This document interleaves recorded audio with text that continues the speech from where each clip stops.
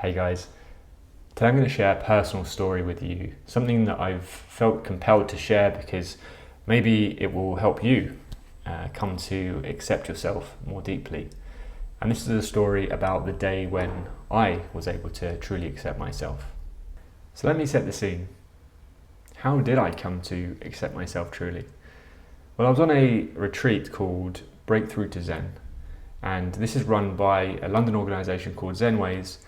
And they run them in person and they also run them online. And I attended an online retreat.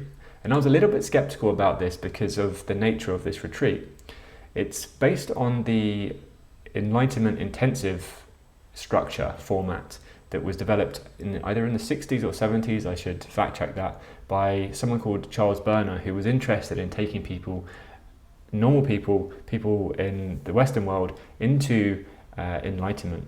How can they access that truth that we're all sort of chasing after? How can we come to realize that? And so that's where this format is developed from. And it's 64 hours, it's about 3 days long, and you work in pairs with other people. In each session lasts about 40 minutes, and you're there to answer the question, who am I? So when the bell goes and you're introduced to your partner, they ask you, tell me who you are. And then you have 5 minutes to speak anything that comes up, anything related to that question. And so that's typically, ideas about yourself, identities, labels, those kind of things, but anything can come up, any kind of story that is associated with the self.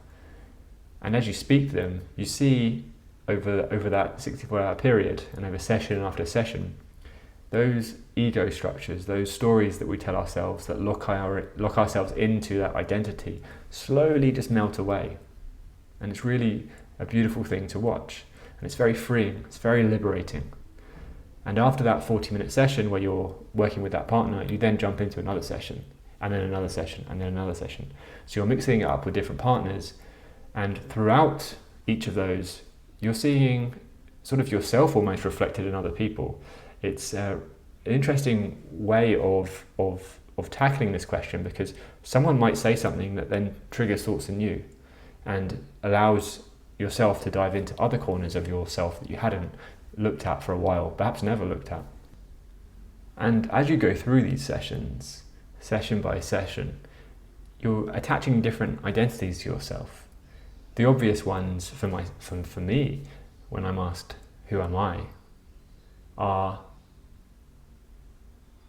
I'm Fraser. I am a male. I am British. I am currently talking to a camera on YouTube. I am, all these other things, all these jobs that come to mind. And these are the first labels that we connect with. And if someone asks us in the street, who are you? You're probably going to introduce yourself with those things, your profession, where you're from. Culturally speaking, that seems to be very important to us. And there's a recognition that there is no frame, there is no label that can contain all the multitudes of who you are. And as I was unpacking all these different identities, there was one that just felt really pure and really true to myself and really liberating. And that was the view, the frame, the identity that I was a human being. I am a human being. It was a frame that allowed me maximum agency, a frame that I was not limited by. Personal judgment was unable to latch onto anything. That voice that says, you are not good enough, you are not young enough, you are not an athlete, you are not professional enough. That judgment could not connect any of that under a human being, because if you can imagine a human being doing that, if you can witness another human being having already done that, then as you identify as a human being, it's all possible. Additionally, with any negative connotation with being a human being, that's totally acceptable too. There's no reason why you couldn't cry, why you can't feel anger, why you can't feel rage, why you can't feel failure, why you can't feel loneliness. Any of these negative attributes, emotions, sensations that arise, they're all possible because you're a human being. And that is a very liberating frame too. There is no judgment on the self at that point. It's all relaxed. It's all, of course, that's happening. I'm human. And as I use the word frame here, what I'm referring to is that relationship between the self and the context, the situation that I'm within. As the retreat ended, I decided I was going to go outside. I was going to head to the beach, go for a nice walk. And as I did that, I was in this just blissful state, just complete relaxation, a feeling that anything is okay, everything is okay. And I got to the beach and I sat down and looked across the waves, and they were crashing, and it was all magnificent. And then it started to rain, and it started to rain more and more and more, and I was getting soaked and so wet. But there was this just feeling of like, this is totally okay, and I had no instinct to get out of the rain in the way that I would before. And after that, I cycled back to my flat here, and it was probably the slowest I've ever cycled in the world. I was taking in absolutely everything that was around us. That whole experience was glorious and godlike, to be honest. And to truly accept anything, to accept any object of the mind, the self, you have to truly accept absolutely everything else, because that object does not exist isolated from everything else. It is part of it. The object as it is right now is only possible because of conditions that led to this item as it is, this object as it is. And so you must accept those conditions that gave rise to this object. And then those conditions came from other conditions. So you must accept that second layer as well. And the thread keeps getting pulled. And all those things downstream of each of those events too. They don't all just lead to this one object that you started off with. They're branching off into many different things, into what leads to this experience right now. To truly accept this here nowness, you have to accept everything. So what now?